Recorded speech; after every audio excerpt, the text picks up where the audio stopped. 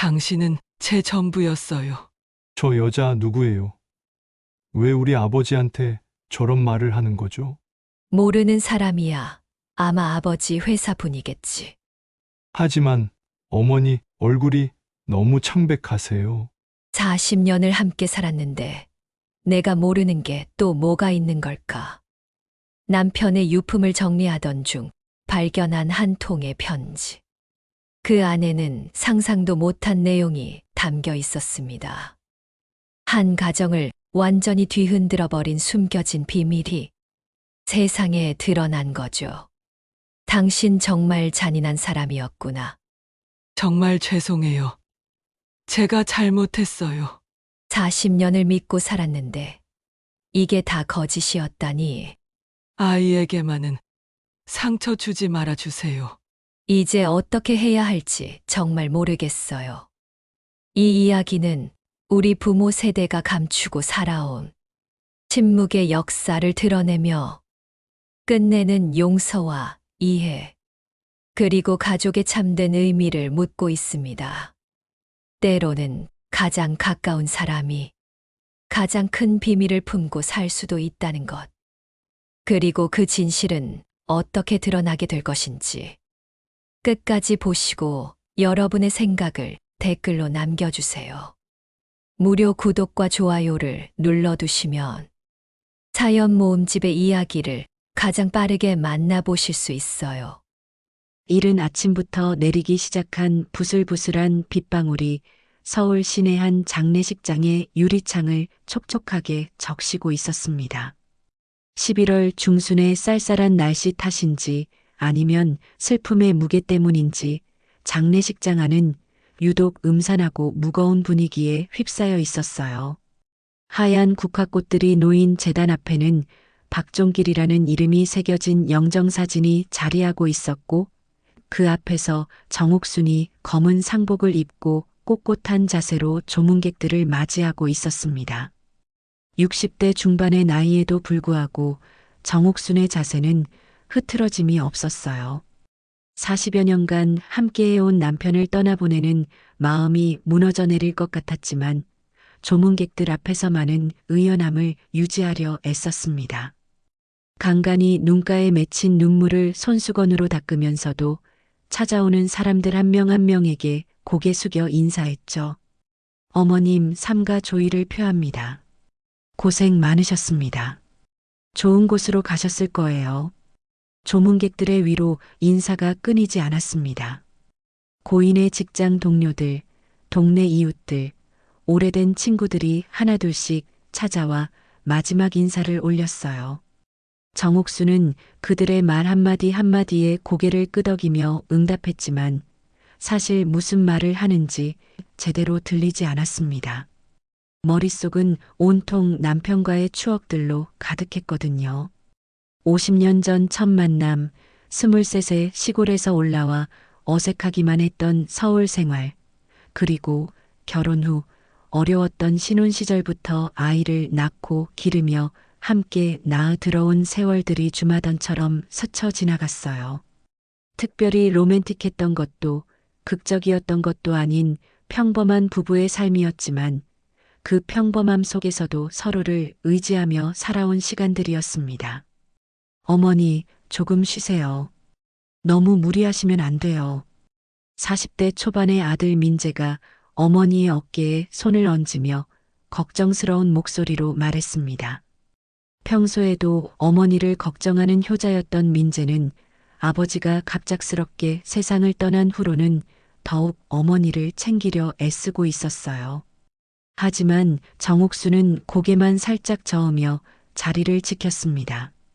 괜찮다. 아버지 마지막 길인데 내가 여기 있어야지. 정옥순의 목소리는 쉬어 있었지만 단호했어요. 40년 넘게 함께한 남편의 장례식에서 자리를 비울 수는 없다는 생각이었거든요.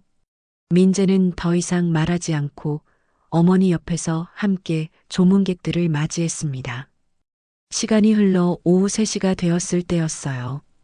장례식장 입구 문이 조용히 열리면서 한 여자가 들어왔습니다. 그때까지 끊임없이 이어지던 조문객들과는 확연히 다른 분위기였어요. 검은 코트를 깔끔하게 입었지만 화장기는 전혀 찾아볼 수 없는 맨 얼굴, 그리고 울음을 오랫동안 참아온 듯 퉁퉁 부어오른 눈이 인상적이었습니다. 나이는 50대 후반 정도로 보였고 키는 보통이었지만 어딘지 모르게 우아한 기품이 느껴졌어요. 그런데 무엇보다 정옥순의 시선을 끈 것은 그 여자가 걸어오는 모습이었습니다. 다른 조문객들처럼 예의상 찾아온 것이 아니라 마치 가족을 잃은 사람처럼 깊은 슬픔에 잠겨 있는 모습이었거든요. 그 여자는 조문 인사를 위해 정옥순에게 오는 대신 곧바로 영정이 모셔진 제단 쪽으로 향했습니다. 정옥순은 그 모습을 바라보며 이상한 느낌을 받았어요. 뭔가 익숙하면서도 낯선, 묘한 기시감 같은 것이 들었거든요. 여자는 영정 앞에 서서 한참 동안 박종길의 사진을 바라봤습니다. 그리고는 천천히 무릎을 꿇고 앉더니 두 손을 모으고 고개를 깊이 숙였어요. 장례식장 안의 모든 사람들이 그 여자의 모습을 지켜보는 가운데 그는 떨리는 목소리로 중얼거렸습니다. 당신은 제 전부였어요. 그 한마디가 장례식장의 정적을 깨뜨리는 순간 정옥순의 온몸에 전율이 흘렀습니다. 40년 넘게 부부로 살아온 자신조차 감히 하지 못했던 말을 이 낯선 여자가 남편의 영정 앞에서 고백하고 있었거든요.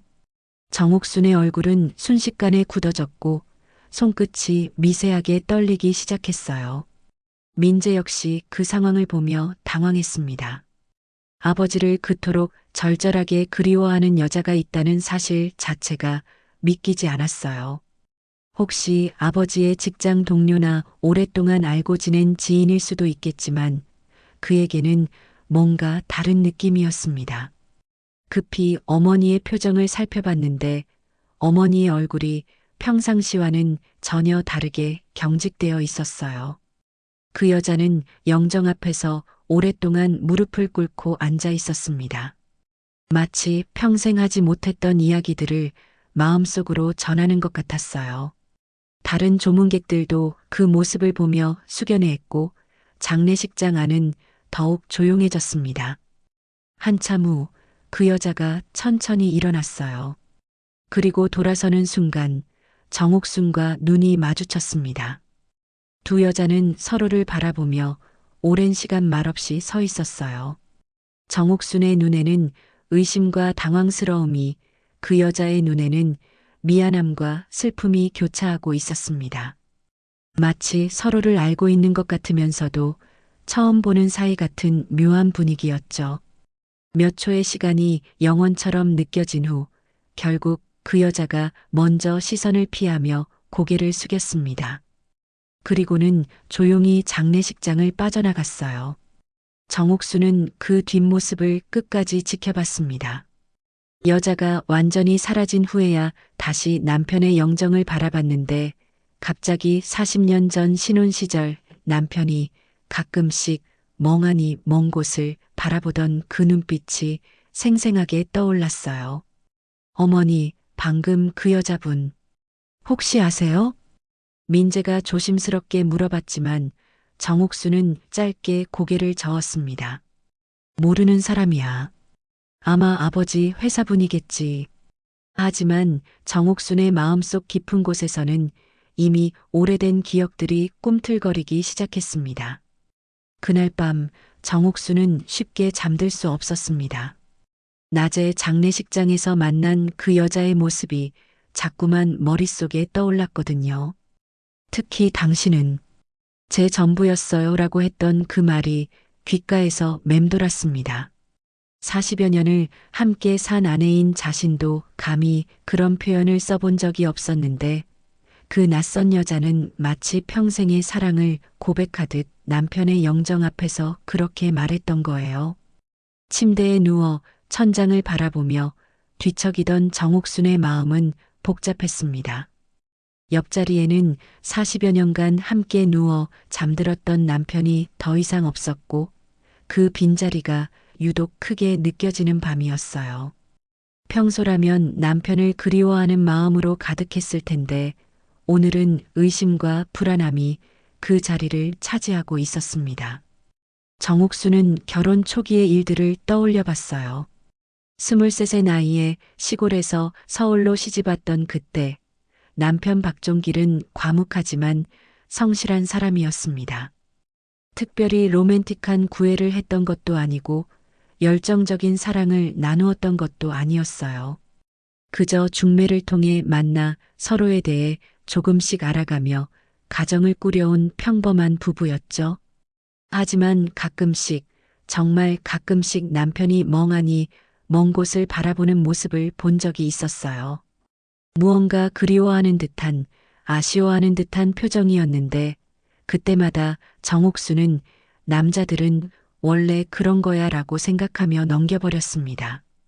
설마 다른 여자를 생각하는 거라고는 꿈에도 생각하지 못했거든요. 새벽 2시가 넘어서야 정옥수는 잠자리에서 일어났어요. 더 이상 누워있을 수가 없었거든요. 슬리퍼를 신고 거실로 나온 그녀는 남편의 사진이 놓인 임시 제단 앞에 앉았습니다. 촛불을 켜고 향을 피우니 장례식장과 비슷한 분위기가 연출됐어요. 당신, 그 여자가 누군지 정말 모른다고 할 건가요? 정옥수는 남편의 사진을 바라보며 혼잣말을 시작했습니다. 평소 같으면 이런 의심조차 하지 않았을 텐데 오늘은 달랐어요. 그 여자가 보여준 진정한 슬픔의 깊이가 단순한 직장 동료나 지인 관계로는 설명되지 않았거든요. 왜? 설마. 아니겠지.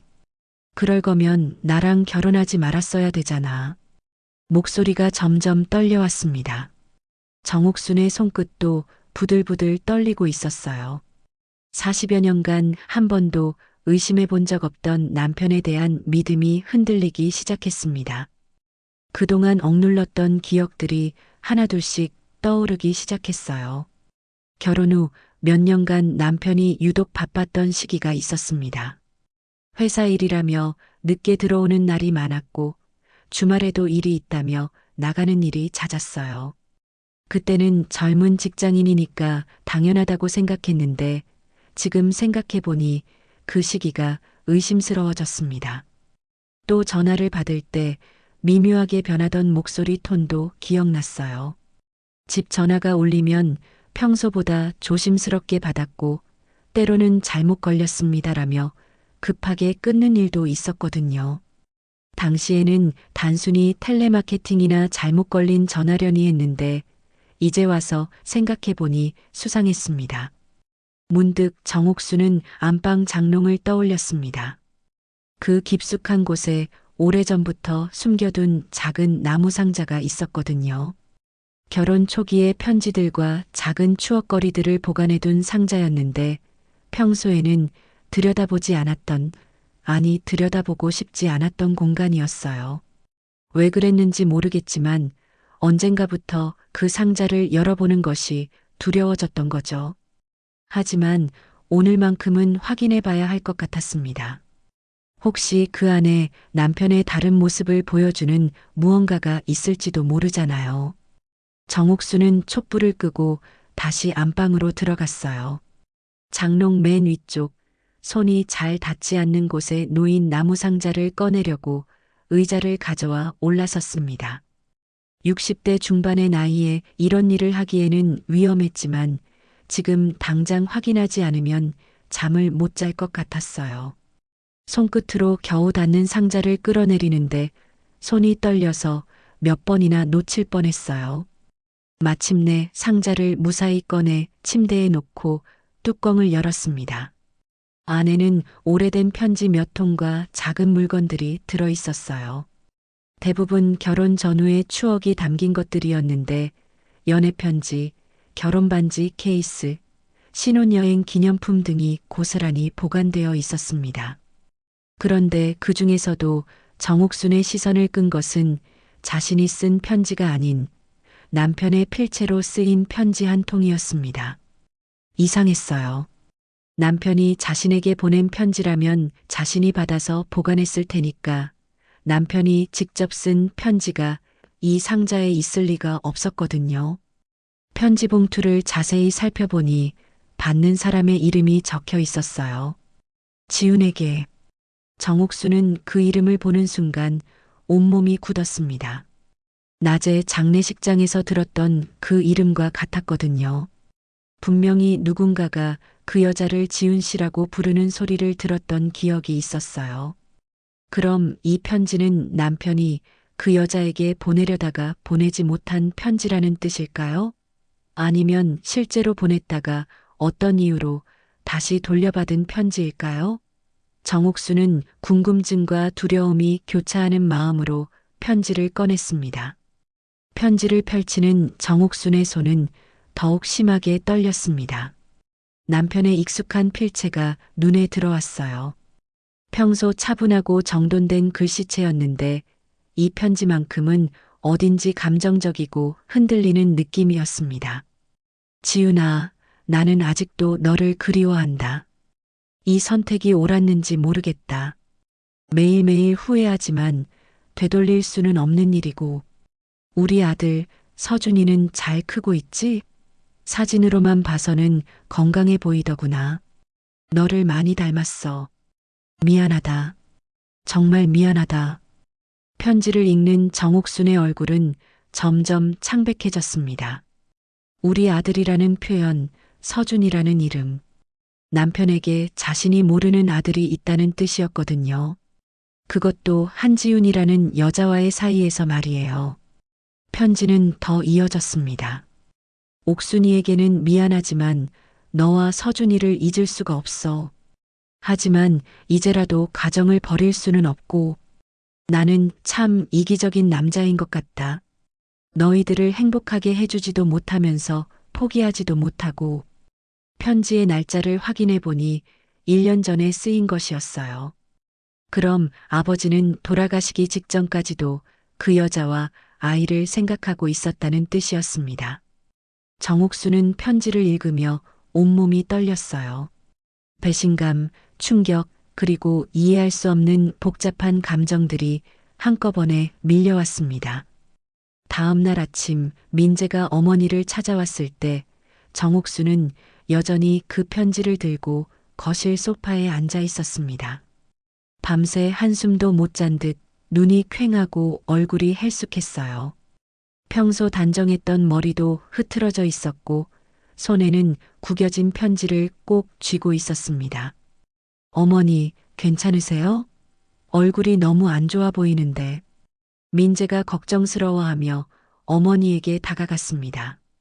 그때 정옥순의 손에 들린 편지를 보게 됐어요. 편지지가 오래된 것 같았고 아버지의 필체로 보였습니다. 어머니, 그게 뭐예요? 편지야. 정옥순의 목소리는 쉬어 있었어요. 하룻밤 사이에 10년은 늙은 것 같은 모습이었습니다. 아버지가 쓰신 편지인가요? 어머니한테 쓰신 거예요? 민재가 궁금해하며 물었지만 정옥수는 대답하지 않고 편지를 민재에게 건넸습니다. 민재는 편지를 받아 읽기 시작했는데 첫 줄부터 이상했어요. 지훈아라는 호칭이 눈에 들어왔거든요. 지훈, 이게 누구예요? 민재가 편지를 계속 읽어내려가면서 얼굴이 점점 굳어졌습니다. 우리 아들 서준이라는 표현들이 나올 때마다 충격이 더해졌어요. 편지를 다 읽고 나서야 민재는 어머니를 바라봤습니다. 이게 무슨 뜻이에요? 우리 아들이라니, 서준이라니, 어제 장례식에 온 그 여자, 이름이 한지훈이더구나. 정옥순이 지친 목소리로 말했습니다. 민재는 기억을 떠올려 봤어요. 분명히 장례식장에서 누군가가 그 여자를 지훈 씨라고 부르는 소리를 들었던 것 같았습니다. 그리고 그때 그 여자 옆에 고등학생 아이가 있었잖니. 너도 봤을 거야. 민재는 그제야 그 아이를 떠올렸습니다. 키가 크고 단정한 인상의 남학생이었는데 그런데 이상하게도 그 아이가 자신과 묘하게 닮아 있었던 것 같았어요. 당시에는 그냥 넘겼는데 지금 생각해보니 눈매나 코 모양이 비슷했습니다. 설마 그 아이가 내 이복 동생일 거야. 정옥순의 말에 민재는 충격에 휩싸였습니다. 평생 외아들로 살아온 자신에게 갑자기 동생이 있다는 사실 자체가 믿기지 않았어요. 게다가 그것이 아버지의 불륜으로 인한 것이라니.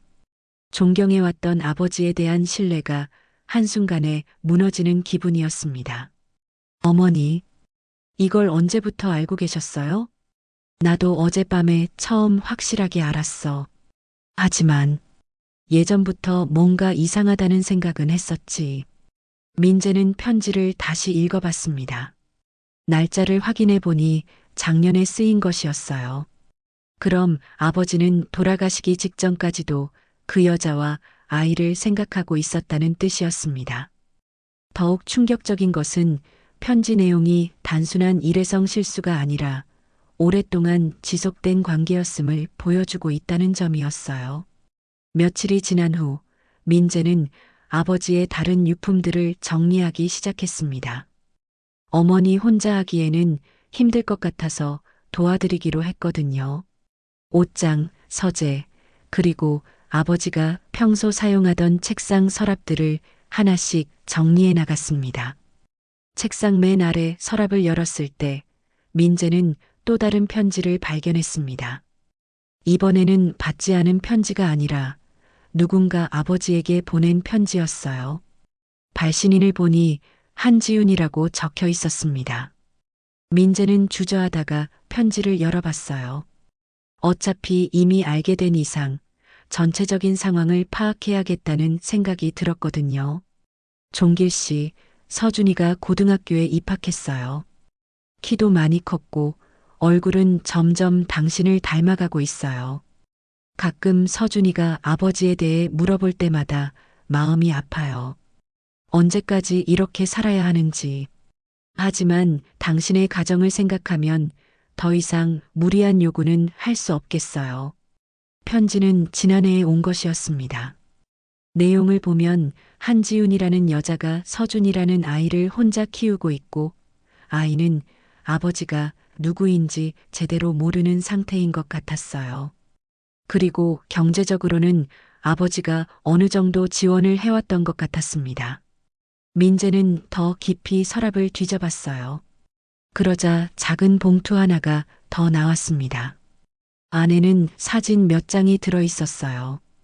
어린아이의 성장 과정을 담은 사진들이었는데 돌잔치부터 시작해서 초등학교 입학식, 중학교 졸업식까지 다양한 순간들이 기록되어 있었습니다. 사진 속 아이의 모습을 보는 순간 민재는 소스라치게 놀랐어요. 그 아이가 바로 자신의 어린 시절과 너무나 똑같았거든요. 특히 초등학교 때 찍은 사진은 민재의 어린 시절 사진과 거의 구별이 안 될 정도였습니다. 사진 뒷면에는 날짜와 함께 짧은 메모들이 적혀 있었어요. 서준이 첫걸음마, 서준이 첫 생일, 서준이 초등학교 입학 등등. 아버지가 직접 적은 것 같았습니다. 아버지가 멀리서나마 그 아이의 성장을 지켜보고 있었다는 증거였어요. 민재는 사진들을 보며 복잡한 심정이 들었습니다. 한편으로는 아버지에 대한 배신감이 들었지만 다른 한편으로는 그 아이에 대한 측은함도 느껴졌어요. 평생 아버지 없이 자라온 아이가 자신의 이복 동생이라니. 그리고 그 아이는 아직도 진실을 모르고 있을 것 같았습니다. 마지막 사진은 비교적 최근의 것으로 보였어요. 고등학교 교복을 입은 서준의 모습이었는데 이제는 완전히 청년이 된 모습이었습니다. 키도 민재만큼 크고 얼굴도 더욱 아버지를 닮아가고 있었어요. 민재는 사진들을 들고 어머니에게 가서 보여드렸습니다. 정옥수는 사진들을 하나씩 넘겨보며 말없이 눈물을 흘렸어요. 어머니, 이 아이도 죄가 없는 아이구나. 정옥순의 목소리에는 원망보다는 안타까움이 묻어 있었습니다. 아무리 남편에 대한 배신감이 들어도 그 아이만큼은 원망할 수 없었거든요.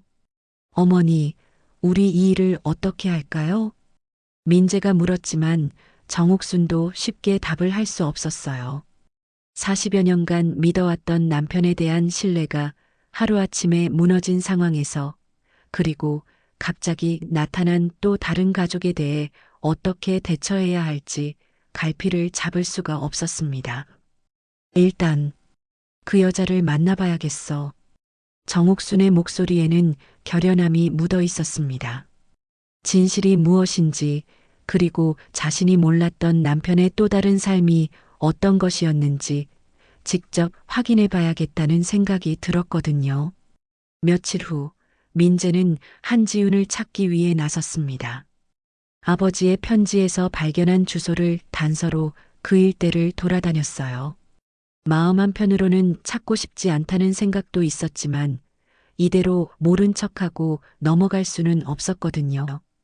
평생 존경해왔던 아버지가 이중 생활을 했다는 사실 자체가 받아들이기 어려웠지만 그래도 진실은 확인해야 한다고 생각했습니다.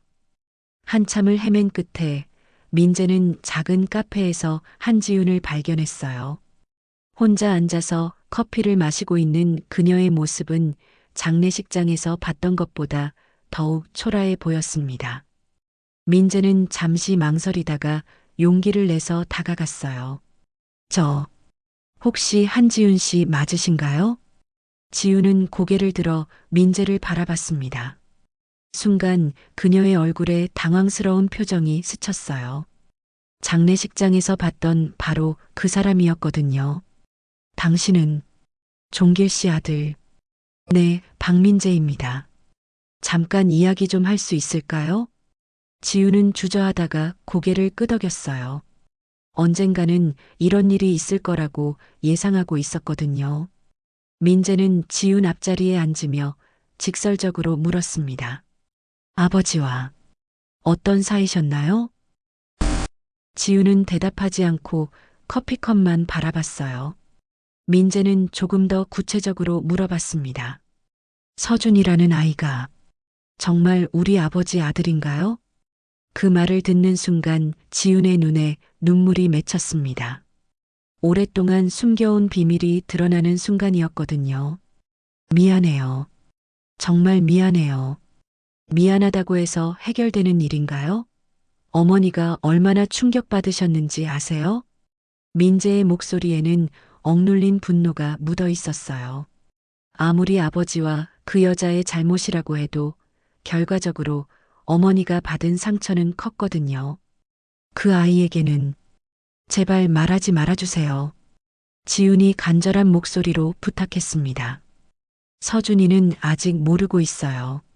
아버지가 누구인지 그냥 아버지 없이 태어났다고만 알고 있거든요. 그럼 평생 그렇게 속이고 살 생각이세요? 지금까지 17년을 그렇게 살아왔어요. 더 이상 그 아이에게 상처 주고 싶지 않아요. 민재는 지훈의 말을 들으며 복잡한 심정이 들었습니다. 한편으로는 그 아이가 측은했지만 다른 한편으로는 아버지의 이중 생활이 만들어낸 이 상황 자체가 분노스러웠어요. 아버지와는 언제부터 그런 사이였나요? 대학교 때 잠깐 사귄 적이 있었어요. 하지만 헤어졌죠. 그리고 몇 년 후에 회사에서 다시 만났어요. 그때 저는 이미 다른 사람과 결혼해서 아이가 있었고 종길 씨도 결혼하신 상태였죠. 지훈의 목소리는 점점 작아졌어요. 처음에는 그냥 옛 연인으로서 가끔 만나는 정도였어요. 하지만 시간이 지나면서 감정을 억제할 수 없게 됐어요. 그래서 불륜을 저지른 거네요. 민재의 차가운 말에 지훈은 고개를 들 수 없었어요. 변명의 여지가 없어요. 하지만 저희도 그렇게 되고 싶었던 건 아니에요. 그럼 서준이는 제가 전 남편과 이혼한 후에 생긴 아이예요. 하지만 종길 씨는 가정을 버릴 수 없다고 했어요. 지훈은 눈물을 닦으며 계속 말했습니다. 저는 홀로 서준이를 키웠어요. 종길 씨가 경제적으로 도와주긴 했지만 그 아이에게는 아버지 역할을 제대로 해주지 못했죠. 민재는 지윤의 이야기를 들으며 아버지에 대한 실망감이 더욱 커졌습니다. 책임지지 못할 관계를 지속했다는 것 자체가 이해되지 않았어요. 그때 카페 문이 열리며 한 청년이 들어왔습니다. 고등학생 같은 교복을 입고 있었는데 민재는 그 얼굴을 보는 순간 깜짝 놀랐어요. 자신의 어린 시절과 너무나 똑같이 생긴 얼굴이었거든요. 엄마, 학원 끝났어. 그 청년이 지윤에게 다가오며 말했습니다.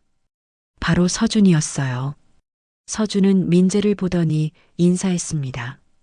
안녕하세요. 응, 안녕.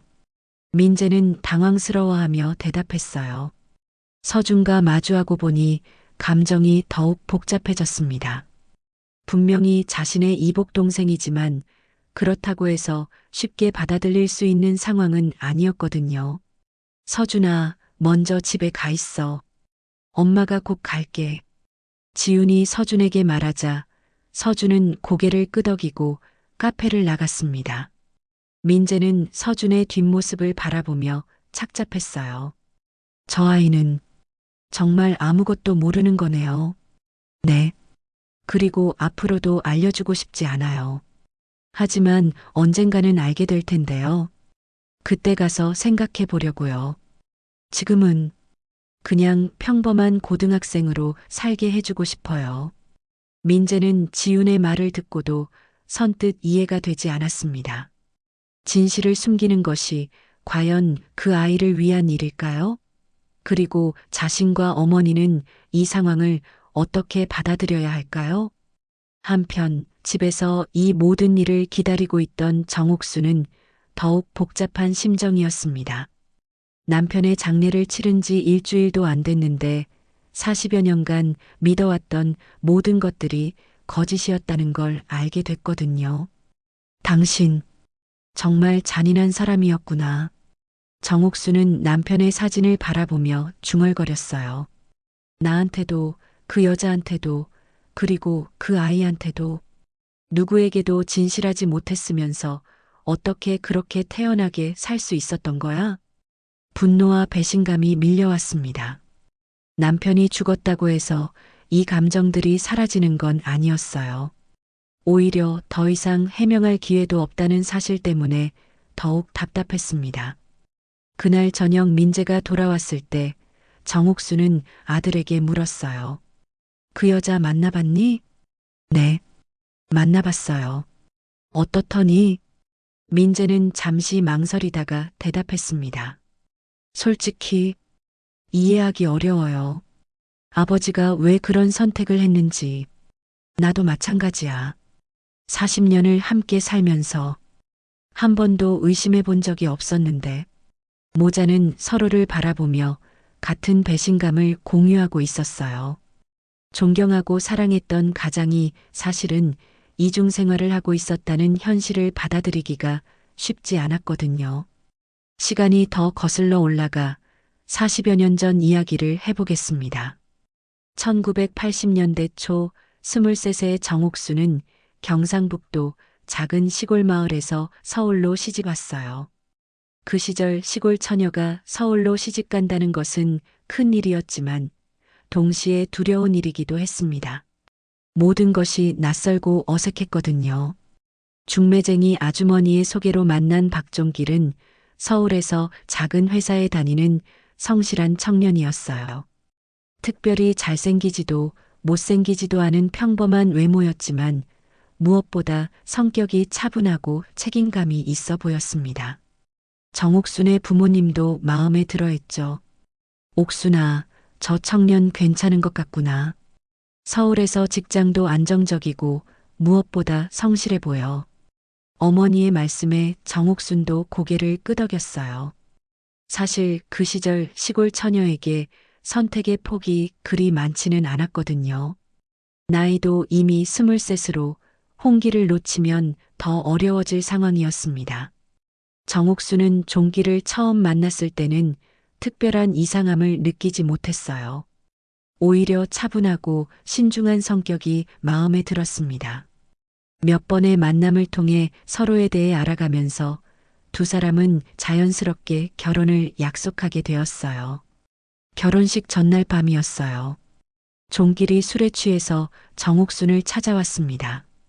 평소와는 다른 모습이었어요. 얼굴이 붉어져 있었고 눈에는 뭔가 절망적인 빛이 어려 있었습니다. 옥순 씨, 네, 왜 그래요? 술 드셨나요? 제가 솔직히 말할 게 있어요. 정옥수는 가슴이 두근거렸어요. 뭔가 중요한 이야기일 것 같았거든요. 사실 제 마음에 다른 사람이 있어요.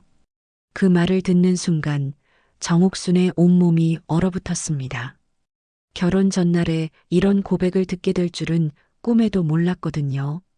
그럼 우리 결혼은 아니에요. 결혼은 할 거예요. 하지만 제가 옥순 씨한테 진실하지 못할 수도 있을 것 같아서 미리 말하는 거예요. 종길의 말은 더욱 정옥순을 혼란스럽게 했어요. 그분과는 어떻게 된 사이예요? 대학교 때 사귀던 사람이에요. 하지만 이제는 만날 수 없는 사이가 됐어요. 그럼 왜? 저도 잘 모르겠어요. 하지만 잊을 수가 없어요. 그래도 옥순 씨와 결혼해서 좋은 남편이 되도록 노력해 볼게요. 정옥순은 그 말을 듣고 한참 동안 말이 없었어요. 취소하고 싶은 마음도 있었지만 이미 모든 준비가 끝난 상황이었고 무엇보다 시골에서 올라온 자신에게 다른 선택지가 있는 것도 아니었거든요. 알겠어요. 하지만 저한테도 약속해 주세요. 결혼하면 그분은 잊으시겠다고. 노력해 볼게요. 종길의 대답은 확답이 아니었지만 정옥수는 그것으로 만족해야 했어요. 그 시절 여자에게 결혼은 현실이었고 사랑은 사치였거든요. 결혼식은 조촐하게 치러졌습니다. 종길의 표정은 내내 어둡고 무거웠어요.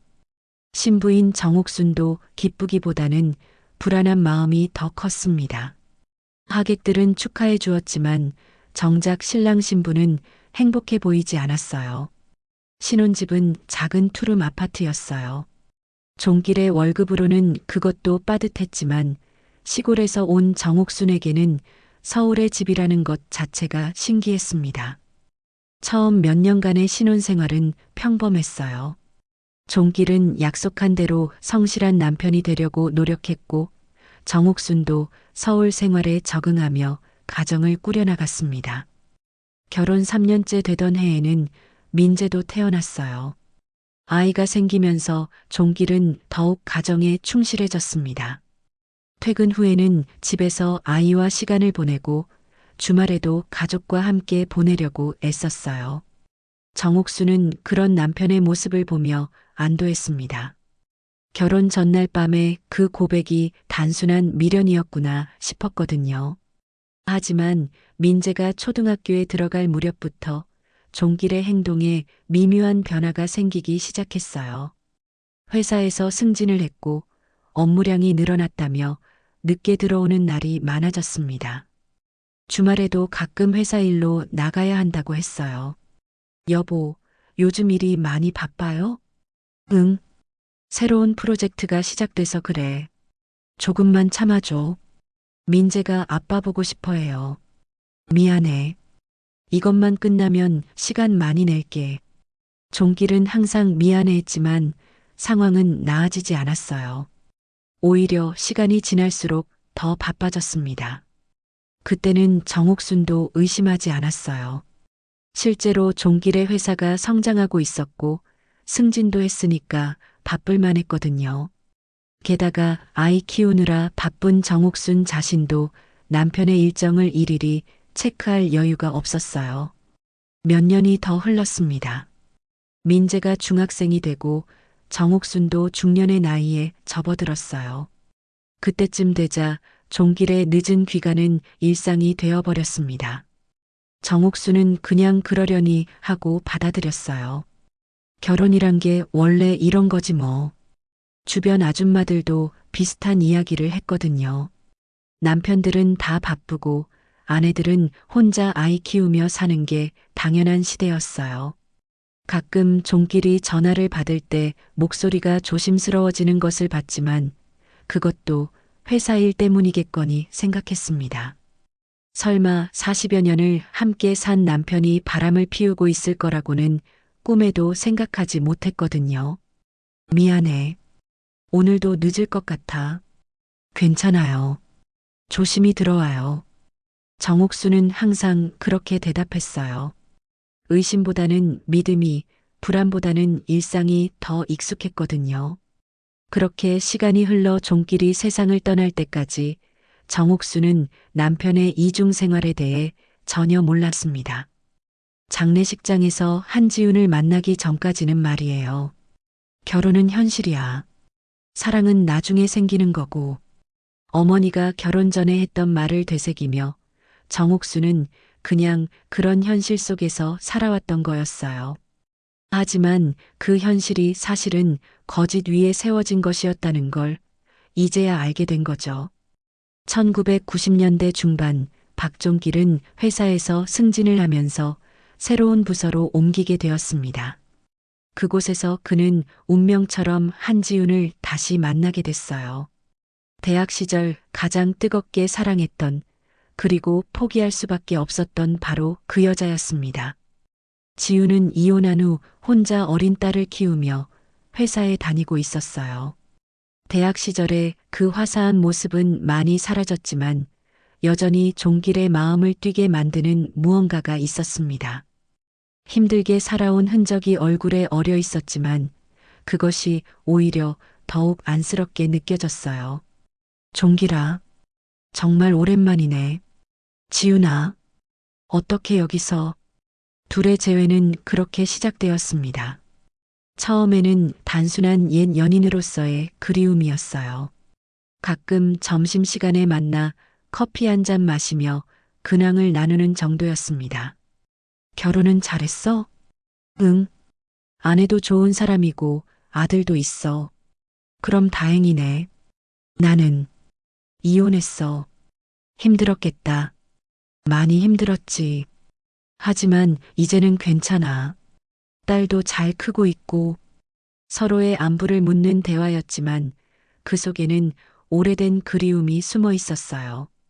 종길은 지훈을 볼 때마다 대학 시절의 기억들이 되살아났습니다. 함께 걸었던 캠퍼스 길, 도서관에서 함께 공부하던 시간들, 그리고 헤어지던 그날의 아픔까지 모든 것이 생생하게 떠올랐어요. 하지만 종길은 스스로를 다독였습니다. 이미 지나간 일이고 지금은 가정이 있는 몸이라고 말이에요. 처음 몇 주 동안은 정말로 그저 동료로서만 지내려고 애썼어요. 업무적인 이야기만 나누고 개인적인 만남은 피했습니다. 몇 개월이 지나면서 둘의 만남은 점점 빈번해졌습니다. 단순한 동료 관계를 넘어서는 무언가가 생기기 시작했어요. 종길은 집에서 가족과 함께 있을 때조차 지훈 생각을 하게 됐습니다. 아빠, 무슨 생각해? 중학생이 된 민재가 물어봤지만 종길은 대답하지 못했어요. 아니야. 그냥 회사 일 생각하고 있었어. 거짓말을 하는 자신이 한심했지만 진실을 말할 수는 없었습니다. 어느 날 저녁 회사에서 야근을 하던 종길과 지훈은 둘만 남게 되었어요. 다른 직원들은 모두 퇴근한 조용한 사무실에서 두 사람은 오랫동안 대화를 나눴습니다. 종길아, 우리 이러면 안 되는 거 아닌가? 지훈이 조심스럽게 말했어요. 둘 다 서로에 대한 감정이 단순한 그리움을 넘어서고 있다는 것을 알고 있었거든요. 나도 알아. 하지만 너에게는 가정이 있잖아. 그래, 알고 있어. 종길은 머리로는 이해했지만 마음으로는 받아들일 수 없었어요. 15년 전 포기했던 사랑이 다시 눈앞에 나타났는데 또다시 포기해야 한다는 현실이 받아들여지지 않았습니다. 하지만 지훈아, 나는 아직도 널 사랑해. 종길의 고백에 지훈의 눈에 눈물이 맺혔어요. 나도 마찬가지야. 하지만 우리가 어떻게 해? 모르겠어. 정말 모르겠어. 그날 밤 두 사람은 선을 넘고 말았습니다. 이성보다는 감정이, 현실보다는 그리움이 앞선 순간이었어요. 둘 다 잘못된 일이라는 것을 알고 있었지만 멈출 수가 없었습니다. 그 다음날 아침 종길은 엄청난 죄책감에 시달렸어요. 집에서 아침을 먹으며 정옥순과 민재를 바라보는데 자신이 한 일이 너무나 끔찍하게 느껴졌습니다. 여보, 괜찮아? 얼굴이 안 좋아 보이는데. 정옥순이 걱정스럽게 물어봤을 때 종길은 제대로 대답조차 할 수 없었어요. 응. 어제 야근해서 좀 피곤해. 몸 관리 좀 해. 건강이 제일 중요한 거야. 정옥순의 따뜻한 말이 오히려 종길에게는 비수처럼 느껴졌습니다. 그 이후로 종길의 생활은 완전히 달라졌어요. 겉으로는 성실한 남편이자 아버지였지만 속으로는 지훈과의 만남을 기다리며 살았습니다. 집에 있을 때도 마음은 항상 다른 곳에 가 있었어요. 여보, 요즘 왜 이래? 뭔가 다른 것 같은데. 정옥순이 눈치채고 물어봤을 때 종길은 식은땀을 흘렸어요. 무슨 소리야? 그냥 일이 힘들어서 그래. 그래도 가족한테는 신경 써줘야 하는 거 아니야? 미안해. 앞으로 조심할게. 하지만 종길의 이중 생활은 계속됐습니다. 회사에서는 지훈과 함께 있고 집에서는 가족과 함께 있는 분열된 삶을 살았어요. 몇 개월 후 지훈이 충격적인 소식을 전했습니다. 종길아, 나 임신한 것 같아. 그 말을 듣는 순간 종길의 머릿속이 하얘졌어요. 예상하지 못했던 일이었거든요. 정말이야? 응, 확실해. 어떡하지? 종길은 당황했습니다. 지훈과의 관계가 이렇게까지 발전할 줄은 몰랐거든요. 단순히 옛 사랑을 되찾는 정도로만 생각했는데 이제는 아이까지 생긴 상황이었어요. 종길아, 나는 이 아이를 낳고 싶어. 지훈의 말에 종길은 더욱 혼란스러웠어요. 하지만 내가 어떻게 책임질 수 있겠어? 책임져 달라는 게 아니야. 그냥 이 아이만은 지키고 싶어. 지훈은 이미 한 번 이혼을 경험했고 혼자 아이를 키운다는 것이 어떤 일인지 알고 있었어요. 하지만 그럼에도 불구하고 종길의 아이를 낳고 싶다고 했습니다. 지훈아, 걱정하지 마. 혼자서도 잘 키울 수 있어. 다만 가끔씩이라도 이 아이를 생각해줬으면 좋겠어. 종길은 죄책감과 책임감 사이에서 고민했어요. 가정을 버리고 지훈과 함께할 수는 없었지만 그렇다고 해서 아이를 외면할 수도 없었습니다. 결국 종길은 지훈과 함께하지는 않되 경제적으로는 지원하기로 약속했어요. 아이가 태어나면 양육비를 보내고 가끔씩이라도 아이의 성장 과정을 지켜보겠다고 했습니다. 미안해. 정말 미안해. 괜찮아. 이게 우리가 할 수 있는 최선인 것 같아. 이렇게 서준이 태어나게 되었고 종길의 이중 생활은 더욱 복잡해졌어요. 한편으로는 정옥순과 민재가 있는 가정이 있었고 다른 한편으로는 지훈과 서준이 있는 또 다른 가정이 있었습니다. 종길은 두 가정 모두에게 완전히 헌신할 수는 없었어요. 정옥순에게는 남편으로서, 민재에게는 아버지로서 최선을 다하려고 노력했지만 마음 한편에는 항상 지훈과 서준에 대한 그리움과 죄책감이 자리하고 있었습니다. 서준이 자라면서 종길은 더욱 괴로웠어요. 사진으로만 보는 아이의 성장 과정이 애틋하면서도 안타까웠거든요. 진짜 아버지로서 함께 해주지 못한다는 사실이 가슴 아팠습니다. 그렇게 20여 년의 시간이 흘렀어요. 종길은 두 가정 사이에서 줄타기를 하며 살았습니다. 어느 쪽에서도 완전한 행복을 느낄 수 없었지만 그렇다고 해서 어느 한쪽을 포기할 수도 없는 상황이었어요. 나는 참 이기적인 남자야. 종길은 가끔씩 혼자 이런 생각을 했어요. 두 여자 모두를 사랑한다고 하면서 실제로는 둘 다 불행하게 만들고 있다는 것을 알고 있었거든요. 민재는 한지훈과의 만남 이후 며칠간 고민에 빠져 있었습니다. 아버지에 대한 실망감과 서준에 대한 복잡한 감정이 뒤섞여 있었거든요. 한편으로는 아버지를 원망했지만 다른 한편으로는 서준이라는 아이가 측은하게 느껴지기도 했어요. 결국 민재는 결단을 내렸습니다. 진실을 제대로 확인해 보기로 한 거예요.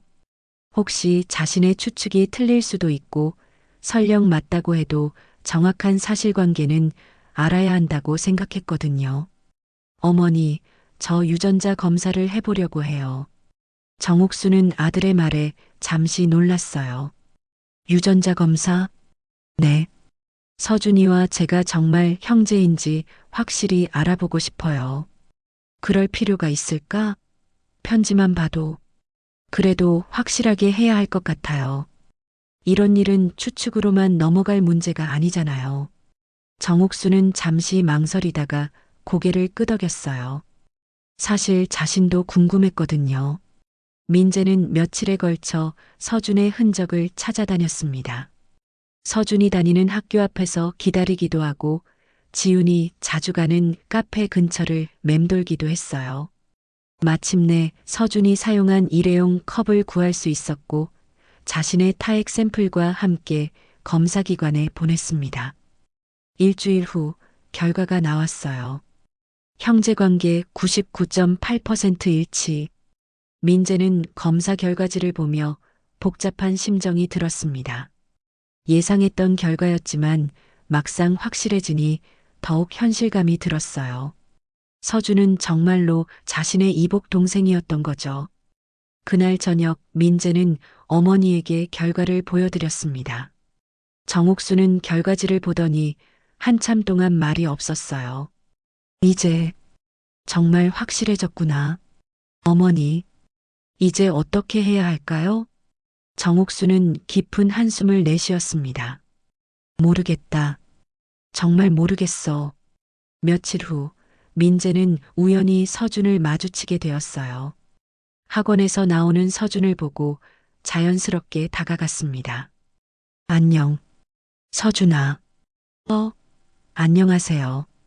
저를 어떻게... 서준은 민재를 기억하고 있었어요. 카페에서 엄마와 함께 있을 때 본 그 사람이었거든요. 커피숍에서 봤잖아. 혹시 시간 있으면 잠깐 이야기 좀 할까? 네, 괜찮아요. 두 사람은 근처 카페에 앉았어요. 민재는 서준을 자세히 관찰했습니다. 정말로 자신의 어린 시절과 너무 닮아 있었어요. 특히 웃을 때의 모습은 거의 똑같았습니다. 서준아, 혹시 아버지에 대해서 궁금한 적 없어? 민재의 갑작스러운 질문에 서준은 당황했어요. 네, 갑자기 왜? 그냥 궁금해서. 서준은 잠시 망설이다가 대답했어요. 사실 많이 궁금해요. 엄마는 항상 아버지 없이도 잘 살 수 있다고 하시는데 저는 가끔 궁금해요. 제 아버지가 어떤 분인지. 엄마가 아버지에 대해서 아무 말씀도 안 하셨어?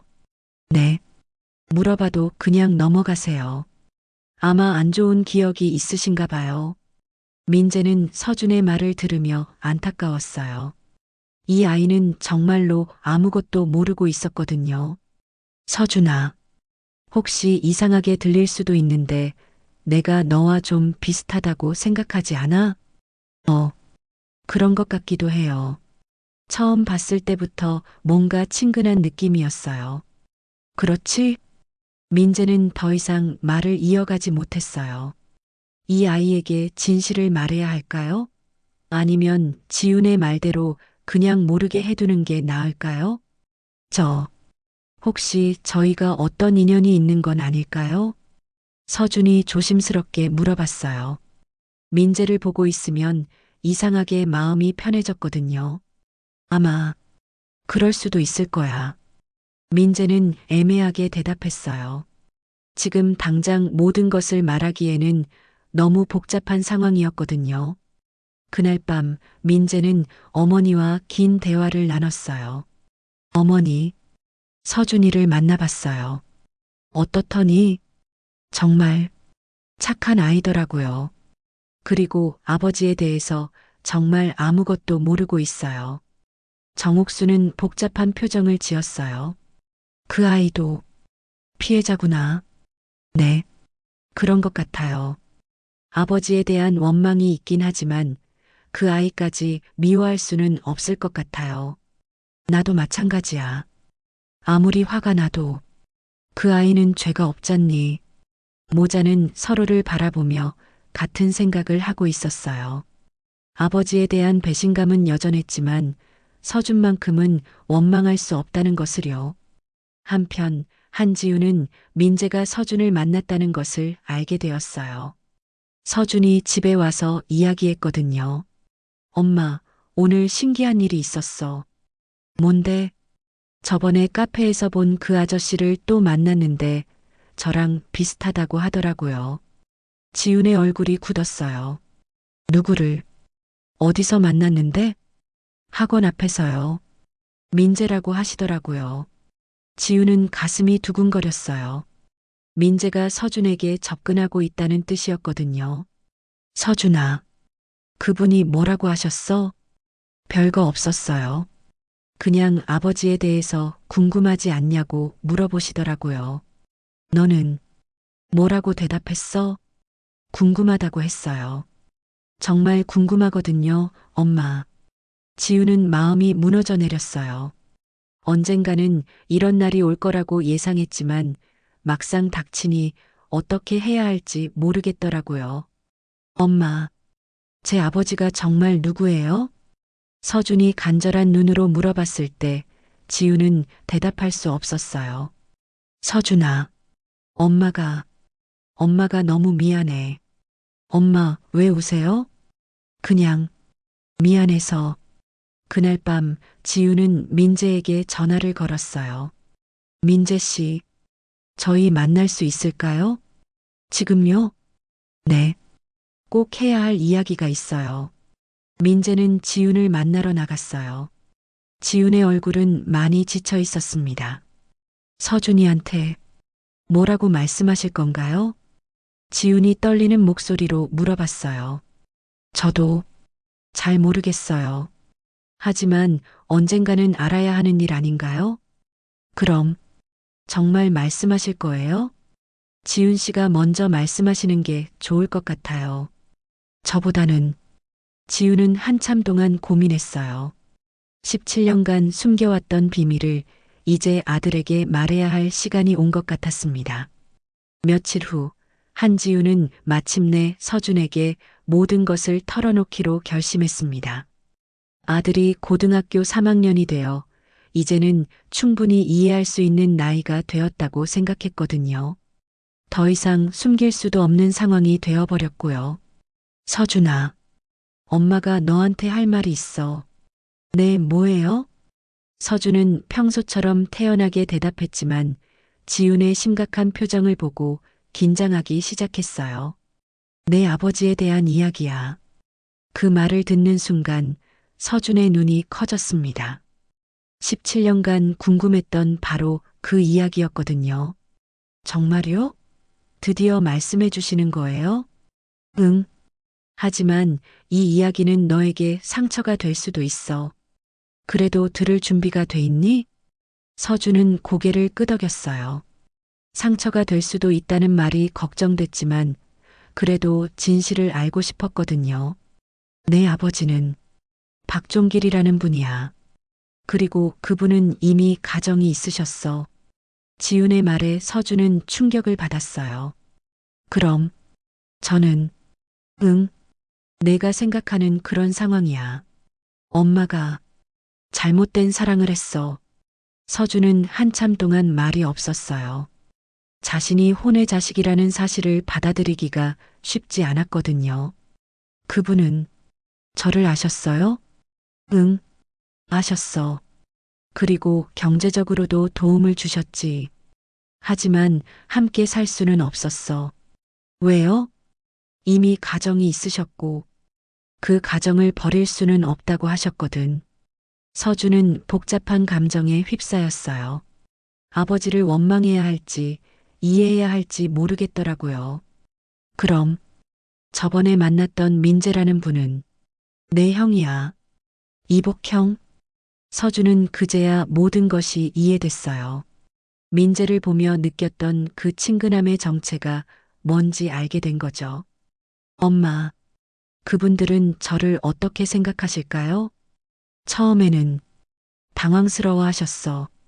당연한 일이지. 하지만 너를 미워하지는 않으셔. 그날 밤 서준은 잠을 이루지 못했어요.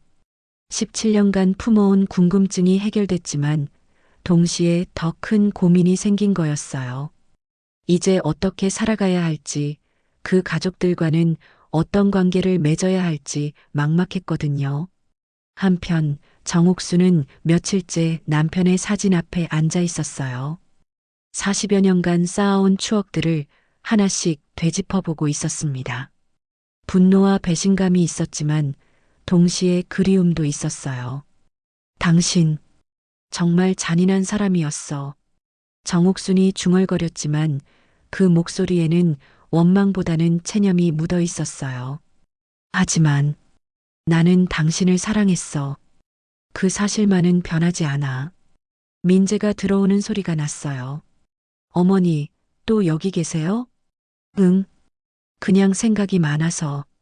어머니, 한지윤 씨가 서준이한테 모든 걸 말했대요. 그래, 어떻더니? 많이 충격받았다고 하더라고요.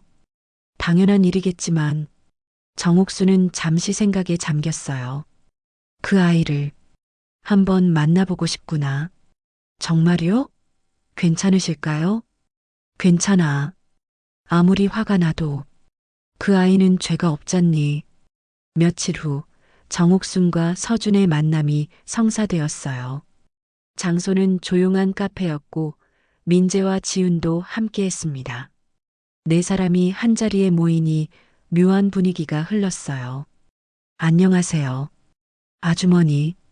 서준이 조심스럽게 인사했을 때 정옥순의 눈에 눈물이 맺혔어요. 그래, 안녕. 서준이라고 하는구나. 네. 그동안 몰라서 죄송해요. 뭘 미안해하니? 내가 잘못한 게 뭐가 있어? 정옥수는 서준을 자세히 바라봤어요. 정말로 젊은 시절의 종기를 빼닮았더라고요. 이상하게 낯설지가 않네. 저도요. 아주머니를 보니까 마음이 편해져요. 두 사람은 서로를 바라보며 미소를 지었어요. 혈연의 끈이라는 게 정말 있나 보다 싶었거든요. 서준아, 아주머니한테 물어볼 게 있니? 네. 궁금한 게 많아요. 아버지는 어떤 분이셨어요? 정옥수는 한참 생각하다가 대답했어요. 성실한 사람이었어. 그리고 아마 너를 많이 사랑했을 거야. 정말요? 응. 비록 함께하지는 못했지만 마음으로는 항상 생각하고 있으셨을 거야. 서준의 눈에도 눈물이 맺혔어요. 평생 궁금했던 아버지에 대한 이야기를 듣게 된 거였거든요. 그때 지훈이 정옥순에게 말했어요. 옥순 씨, 정말 죄송해요. 제가 정말 잘못했어요. 정옥순은 지훈을 바라봤어요. 한때는 원망했던 여자였지만 지금은 그저 같은 남자를 사랑했던 또 다른 여자로 보였습니다. 지훈 씨, 당신도 많이 힘드셨겠어요. 네. 혼자 아이 키우시느라 얼마나 어려우셨어요.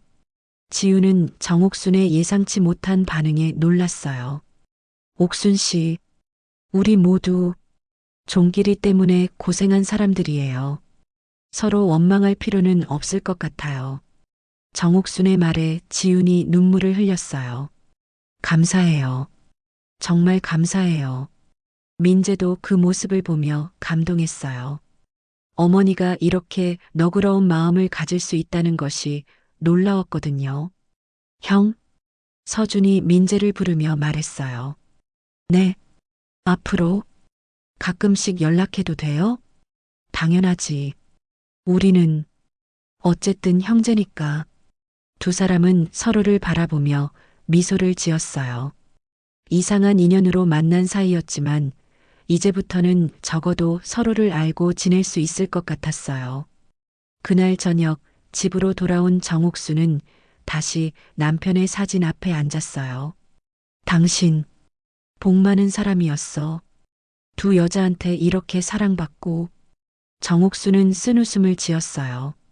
하지만 이제는 용서할게. 서준이 때문에라도 말이야.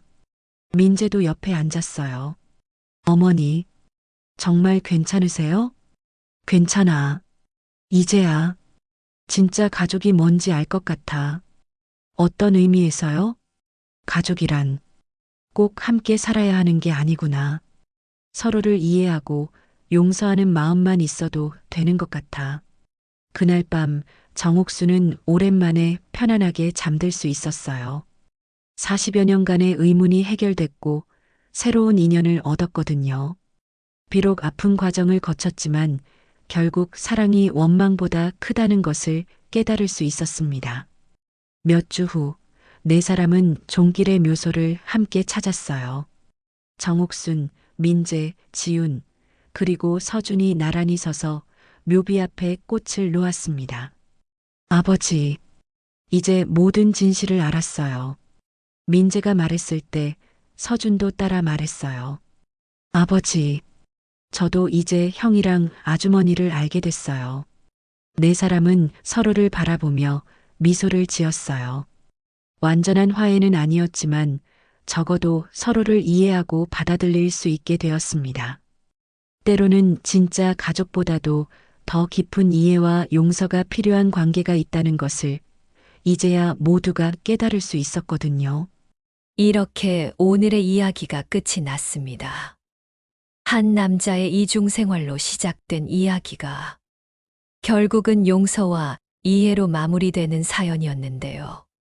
정옥순의 40여 년간 모르고 지냈던 남편의 비밀, 한지훈의 혼자서, 아이를 키워온 힘든 세월, 민재의 아버지에 대한 실망과 이복 동생에 대한 복잡한 감정, 그리고 서준의 아버지에 대한 그리움까지 각자의 상처와 아픔이 얽혀있는 복잡한 관계였지만 결국 서로를 이해하고 받아들이는 모습으로 끝날 수 있었습니다.